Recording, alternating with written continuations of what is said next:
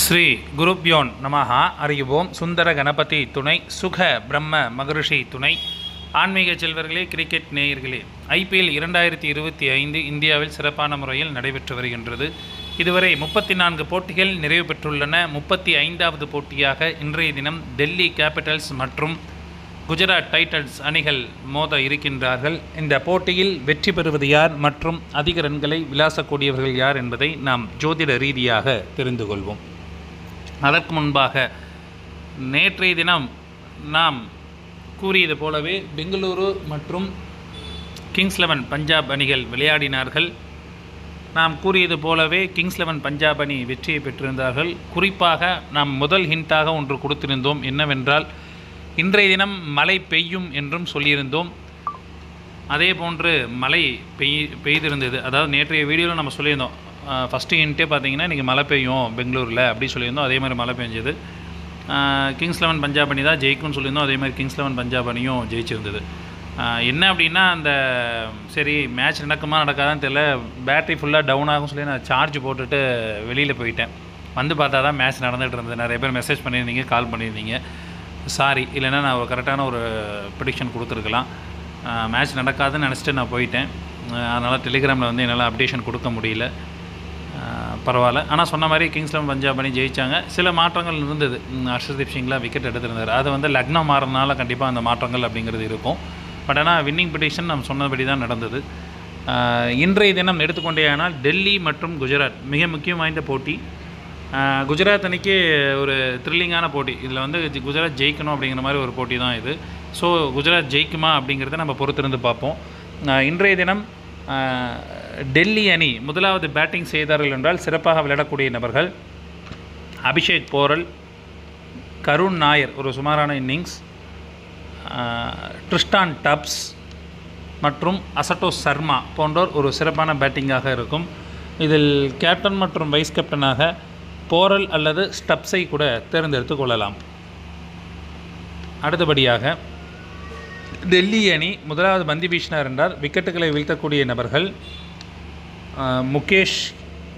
முகேஷ் குமார் மற்றும் Vipraj Singh, Mitchell Stark போன்றோர் விக்கெட்டுகளை வீழ்த்துவார்கள். அதேபோன்று டெல்லி அணி இரண்டாவது பேட்டிங் செய்தார்கள் என்றால் சிறப்பாக விளையாடக்கூடிய முதலாவது பேட்டிங் செய்யும்போது கேப்டன் சொல்லிட்டோம். இரண்டாவது பேட்டிங் செய்யும்போது சிறப்பாக விளையாடக்கூடிய நபர்கள் அபிஷேக் போரல், KL ராகுல், ட்ரிஸ்டான் ஸ்டப்ஸ், அசட்டோஸ் சர்மா போன்றோர் சிறப்பான பேட்டிங்காக இருக்கும். இதில் கேப்டன் மற்றும் வைஸ் கேப்டனாக போரல் அல்லது அசட்டோஸ் சர்மாவை தேர்ந்தெடுத்து கொள்ளலாம். என்னை பொறுத்த வரைக்கும் அசட்டோஸ் சர்மாவுக்கு நல்லா இருக்குது. ஸோ அவரை கூட நீங்கள் கேப்டன் வைஸ் கேப்டனாக ட்ரை பண்ணி பார்க்கலாம். அடுத்தபடியாக டெல்லி கேபிட்டல்ஸ் அணி இரண்டாவது பந்து வீசும் பொழுது விக்கெட்டுகளை வீழ்த்தக்கூடிய நபர்கள் மிச்சல் ஸ்டார்க், முகேஷ் குமார் மற்றும் விப்ராஜ் சிங் போன்றோர் விக்கெட்டுகளை வீழ்த்துவார்கள்.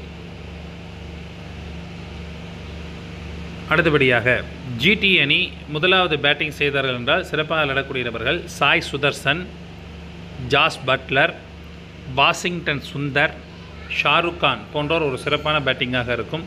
இதில் கேப்டன் மற்றும் வைஸ் கேப்டனாக சாய் சுதர்சன் அல்லது வாஷிங்டன் சுந்தரை தேர்ந்தெடுத்துக் கொள்ளலாம். GT அணி முதலாவது பந்து வீசினார் என்றால் விக்கெட்டுகளை வீழ்த்தக்கூடிய நபர்கள் ரஷீத் கான், வாஷிங்டன் சுந்தர் மற்றும் சாய் கிஷோர், பிரசித் கிருஷ்ணா போன்றோர் விக்கெட்டுகளை வீழ்த்துவார்கள். அடுத்தபடியாக GT அணி இரண்டாவது பேட்டிங் செய்யும் பொழுது சாய் சுதர்சன், ஜாஸ் பட்லர், வாஷிங்டன் சுந்தர், ஷாருக் கான் போன்றோர் சிறப்பான பேட்டிங்காக இருக்கும். அதில் வந்து பெருசாக மாற்றம் ஒன்றும் இருக்காது. சேம் தான். ரூதர்ஃபோர்டு உள்ளே வந்தாலும் ஒரு 10 ரன் தான் அடிப்பார். பெரிய அளவில் சோபிக்க மாட்டார். அதனால் அவர் வந்து இம்பேக்டில் வந்தார்னா பெருசாக ஒன்றும் எடுத்துக்க வேண்டாம். அடுத்தபடியாக இதில் கேப்டன் வைஸ் கேப்டன்னா சாய் சுதர்சன் அல்லது வாஷிங்டன் சுந்தர் பெஸ்ட்டு. GT அணி இரண்டாவது பந்து வீசும் பொழுது பிரசித் கிருஷ்ணா, சாய் கிஷோர், ரஷீத் கான் போன்றோர் விக்கெட்டுகளை வீழ்த்துவார்கள். நேயர்களே, இன்றைய போட்டியில் முதல் ஹிண்ட் அப்படின்னு சொன்னோம்னா, ஓப்பனிங் ஸ்லாட்டில் இறங்கக்கூடிய left hander batsman captain vice கேப்டனாக வரக்கூடிய வாய்ப்பும், அல்லது ஆல்ரவுண்டர் பர்ஃபார்மன்ஸ் பண்ணக்கூடிய லெஃப்ட் ஹேண்டட் பேட்ஸ்மேன் அல்லது left hand bowler captain vice கேப்டனாக வரக்கூடிய பொறுப்பும் இருக்குது. First option. செகண்ட் ஆப்ஷன் அப்படின்னா ஹிட்டிங் ஆடக்கூடிய பர்சன், அதாவது ஸ்டப்ஸு இல்லை அசட்டோஸ் சர்மா இல்லை ஷாருக் கான், இவங்க 3 பேர்த்தில் யாரோ ஒருத்தர் கேப்டன் வைஸ் கேப்டனாக வரக்கூடிய பொறுப்பு அப்படிங்கிறது இருக்குது. மூணாவது ஆப்ஷன் அப்படின்னு எடுத்துக்கிட்டோம்னா லெஃப்ட் ஹேண்டட் வேகப்பந்து வீச்சாளரோ அல்லது லெஃப்ட் ஹேண்டட் ஸ்பின் பவுலரோ கேப்டன் அல்லது வைஸ் கேப்டனாக வரக்கூடிய பொறுப்பு அப்படிங்கிறது இருக்குது. அதாவது 3 ஆப்ஷன் கொடுத்துருக்கேன். முக்கியமாக இன்றைக்கி லெஃப்ட் ஹேண்டட் வந்து ஜொலிக்கக்கூடிய அமைப்பு அப்படிங்கிறது இருக்குது. ஸோ அதை பார்த்து நீங்கள் எடுத்துக்கலாம். 3 ஆப்ஷனும் 3 ஹிண்ட்டு கொடுத்துருக்கேன். இதில் வந்து கண்டிப்பாக நம்ம சொல்கிறதில் ஒரு சக்ஸஸ் ரேட்டு கண்டிப்பாக கிடைக்கும். லெஃப்ட் ஹேண்டடுக்கு வந்து இன்றைக்கி முக்கியத்துவம் கொடுங்க, நல்லாயிருக்கும். ஒரு சிறப்பான போட்டியாக இந்த போட்டி இருக்கும். ஒரு சுவாரஸ்யம் நிறைந்த போட்டியாக இந்த போட்டி இருக்கும். வெற்றி என்பது மாறி மாறி செல்லக்கூடியதாக இருக்கும். இதில் ஏதேனும் மாற்றங்கள் வரும் பட்சத்தில் டெலிகிராம் லிங்கில் நம் அப்டேஷன் என்பது வழங்கப்படும். டெலிகிராம் லிங்க் என்பது டிஸ்கிரிப்ஷன் பாக்ஸில் இருக்கும். இணைந்து கொள்ளாதவர்கள் இணைந்து கொள்ளுங்கள். இன்றைய தினம் குஜராத் டைட்டன்ஸ் அணி வெற்றி பெறுவார்கள். நன்றி, வணக்கம்.